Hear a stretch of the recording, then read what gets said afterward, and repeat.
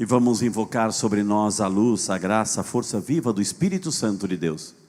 É Ele que nos faz entender, é Ele que ilumina nossa mente, nossa inteligência, para a gente entender a palavra de Deus. E uma vez entendida, devemos sair hoje daqui dispostos a colocar em prática tudo aquilo que ouvimos e aprendemos. Amém? Meus amados irmãos, minhas amadas irmãs, o Evangelho começa assim. Era antes da festa da Páscoa. Jesus sabia que tinha chegado a sua hora de passar deste mundo para o Pai. A hora de passar deste mundo para o Pai.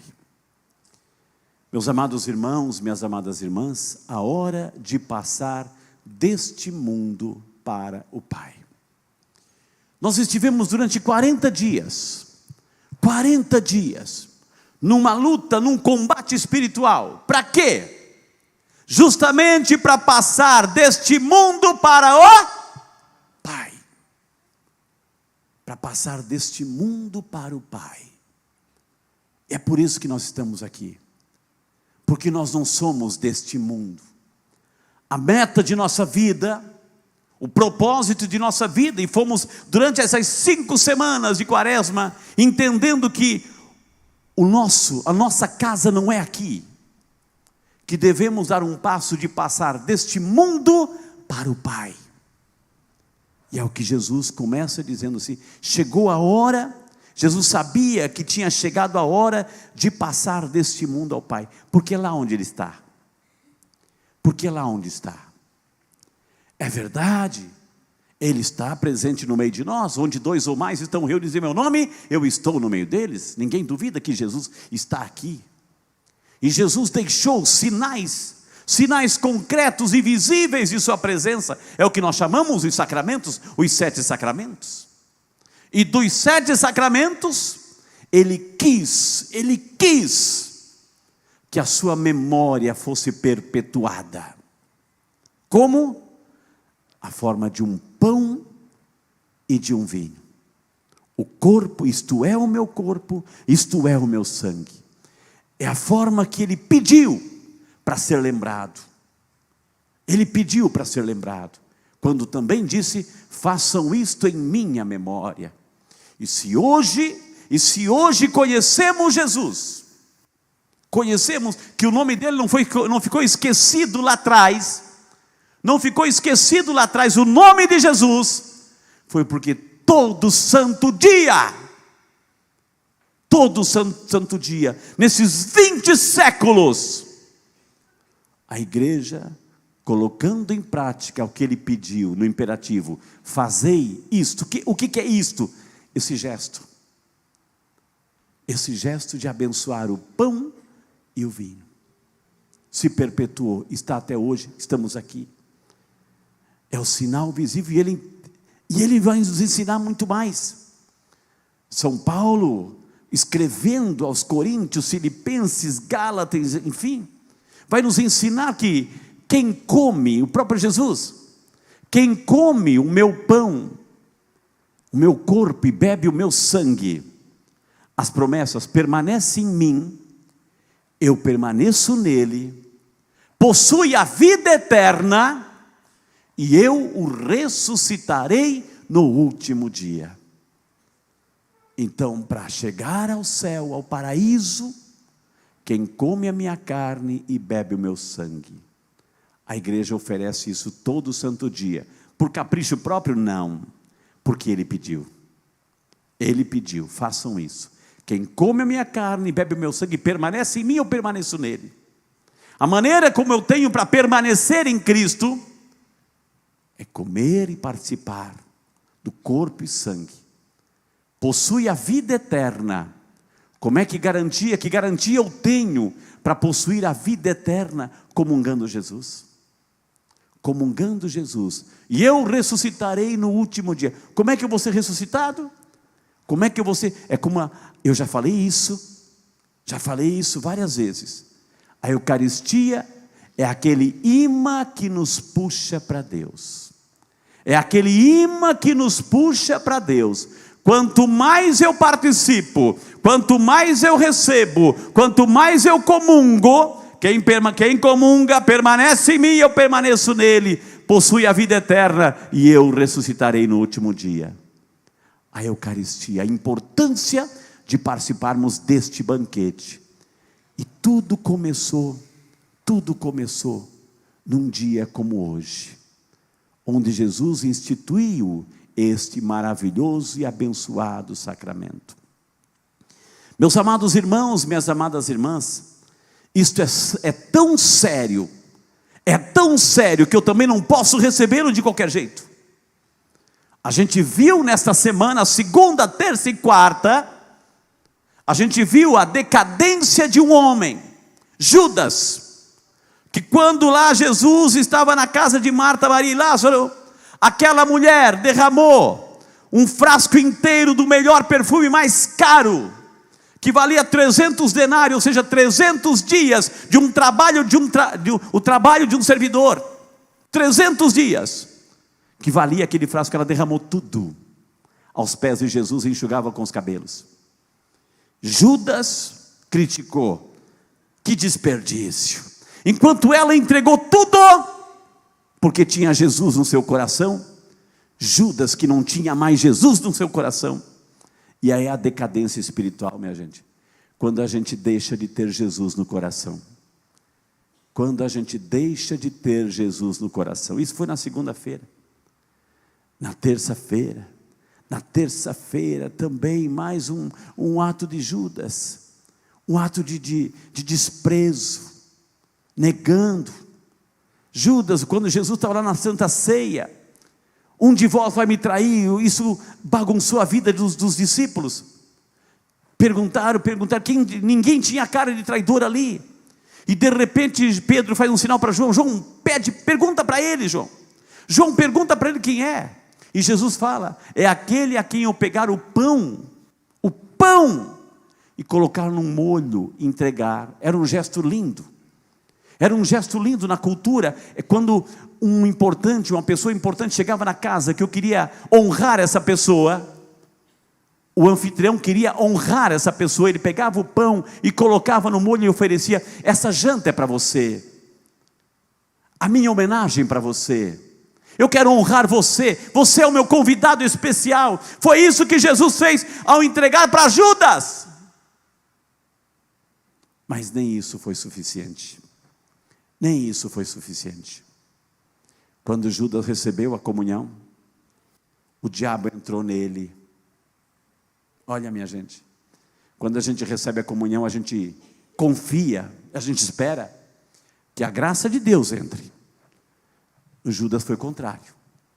Quando ele recebeu a comunhão, porque o coração dele não era mais Jesus, em lugar de receber a graça, estava ali indigno, despreparado. Em lugar de receber a graça, a presença, foi o próprio inimigo que entrou. E aí ele saiu da sala, era noite, é escuro, e foi para as trevas. As trevas tomou conta da alma de Judas.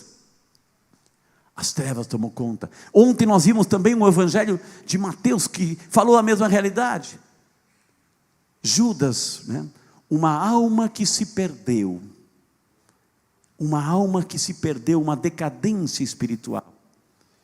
Mas mesmo assim, Jesus ali, comovido com aquela compaixão, quis se entregar. Olha, minha gente, a gente viu aqui a primeira leitura, que falava sobre como é que era celebrada a Páscoa lá atrás. Como é que era celebrada? Por quê, minha gente? Por que Deus libertou o seu povo do Egito? Talvez a grande pergunta que a gente nunca fez. Por que Deus libertou o seu povo do Egito? Quando Moisés estava lá, no sogro lá de Jetro, enfim, aquela sarça ardente, ele se aproxima e ouve uma voz: Moisés, Moisés, tire a sandália, porque o lugar onde você pisa é santo. Eu ouvi o clamor do meu povo no Egito e saí para libertá-lo. Vai lá, Moisés, em meu nome, você que vai fazer isso. O povo estava escravo no Egito. Lá no Egito eles não tinham liberdade. Lá no Egito eles não podiam se reunir. Quem se reunia com o vizinho, enfim, não tinha liberdade. Era trabalho de manhã, tarde e noite, não tinha escravidão, não tinha direitos trabalhistas, não tinha nada. Eles não podiam nem sequer se reunir. Portanto, como é que era celebrada a Páscoa? Como é que era celebrada a Páscoa? Nas casas. Nas casas, nas famílias. Se reunia a família, se a família era um pouco pequena, juntava com outra, mas ali em casa escondido. Escondido. Celebrava, pegava um cordeiro, sacrificava o cordeiro, pegava o sangue, olha só minha gente, olha os sinais, preste atenção nos sinais, pegava o sangue e colocava nas portas, nos umbrais das portas, celebravam ali, atentos, prontos, dispostos já a fugir dali, mas eram celebrados em casa, porque não podiam se reunir, e passava o anjo exterminador, aquele que não tinha o sangue nas portas, todos morriam, todos, e diz o texto bíblico que morriam todos os primogênitos. Quando fala primogênito, presta atenção, hein? Quando se fala de primogênito, a gente pensa assim, primogênito, morreu a criancinha. Quem é o primogênito? É o primeiro filho. Quem é o primogênito aqui? Levante a mão. Quem é o primeiro filho aí? Quem é o primeiro filho mais velho, digamos, a gente chama hoje, né? Primogênito. Na época do Egito, se fosse um pagão, vocês iam morrer. Primogênito não era só as criancinhas não, minha gente, era o primogênito. Todos morreram.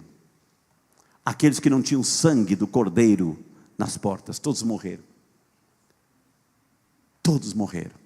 E por que Deus libertou o seu povo do Egito?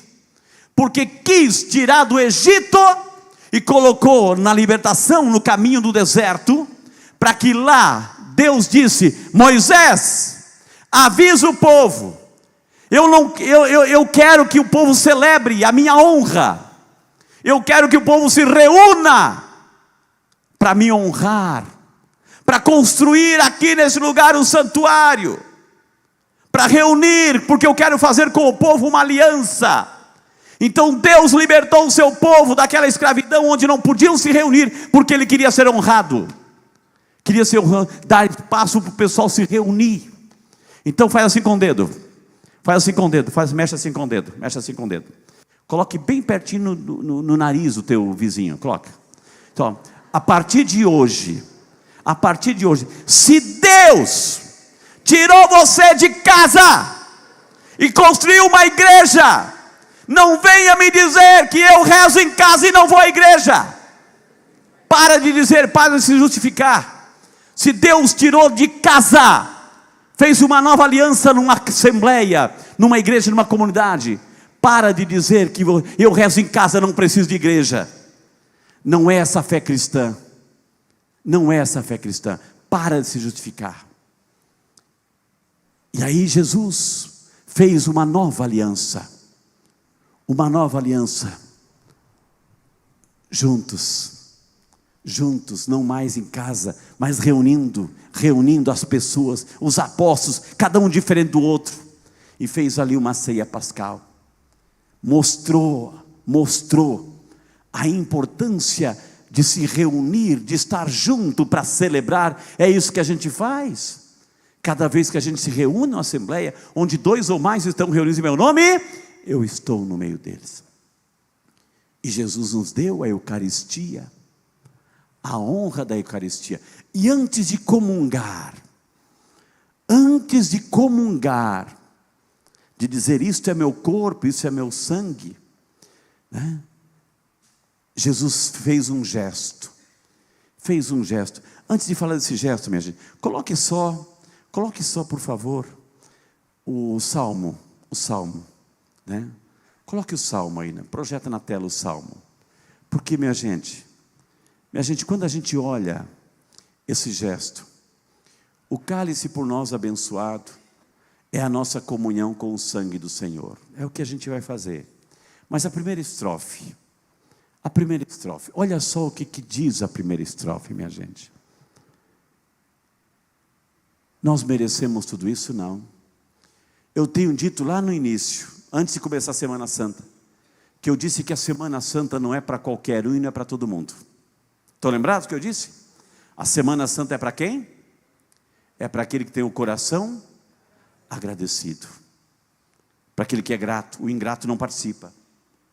Semana Santa é para aquele que quer agradecer, que olha para a cruz e agradece: Senhor, obrigado, porque tudo que o Senhor fez por mim, eu te agradeço. Por isso que o Salmo diz assim: que poderei retribuir ao Senhor? O que nós podemos retribuir ao Senhor por tudo aquilo que Ele fez em meu favor? Diga isso para Deus agora. O que eu poderei retribuir? O que eu posso? Não tem palavras para agradecer a Deus o que Ele fez. E antes de dar essa comunhão, de abençoar o cálice, Ele faz um gesto. E ser cristão é participar desse gesto, porque era na cultura. Jesus estava ali, só Ele e os 12. Nem Nossa Senhora estava junto, só Ele e os 12. E era costume, quando se reuniam para celebrar a Páscoa, o último dos últimos escravos, ou empregados, o que ele tinha que fazer? O que ele tinha que fazer antes de comer a Páscoa? Ele tinha que lavar os pés dos convidados. Tinha algum empregado ali, não? Tinha algum escravo ali entre Jesus e os 12, não? Não. Quem foi que fez isso? Quem foi que fez isso? O próprio. Ele pega, tira o manto, coloca um avental, se ajoelha e vai de um por um. Quando chega na vez de Pedro, Pedro reage: então, não vou, não, é muito para eu merecer, o que poderei retribuir é muito, o Senhor fazer isso por mim. Pedro, o que eu faço agora você não entende, Pedro, mas depois você vai entender. Não, o Senhor não vai lavar meus pés. Pedro, se eu não lavar os teus pés, você não vai ter parte comigo, Pedro. Aí Pedro entendeu. Então, Senhor, não lava, era tanto amor de Pedro para com Jesus, era tanto amor. Então não lava somente os pés, mas lava o corpo inteiro. Não. Quem já tomou banho precisa só ser lavado os pés. E Jesus, Ele se rebaixa. E aí a gente lembra um dos textos que a gente refletiu nesse tempo de Quaresma, Filipenses: deixando a sua condição divina, Jesus se rebaixou, assumiu a condição de servo, fez o último dos últimos e dos últimos, desfigurado, um escravo. E olha o que Jesus fez antes de proclamar a Eucaristia. Ele se rebaixa mais uma vez, assume a atitude de um servo e lava o quê? Os pés. A parte mais suja do corpo humano, os pés. Era deserto, o pessoal andava descalço. Meu Deus do céu, sabe como é que estavam aqueles pés? Calcanhares rachados, micose nas unhas por todo lado. A gente ri, mas é.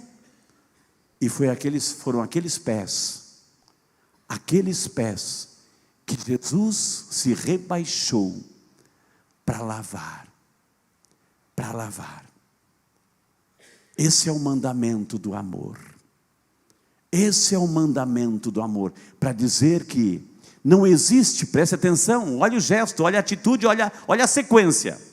Não existe Eucaristia, não existe comunhão, se antes eu não lavar os pés, se antes eu não me rebaixar, se antes eu não assumir uma atitude de humildade, de quem depende e precisa de Deus, de quem vai ao encontro do outro, de quem se rebaixa também e não pensa somente em si, porque isso é egoísmo. Eucaristia não é lugar de egoístas, é lugar daquele que vai ao encontro do outro, que lava os pés. Então, antes da comunhão, precisamos ir lavar os pés, tirar a sujeira, resgatar, salvar. Essa é a atitude eucarística de nossas vidas.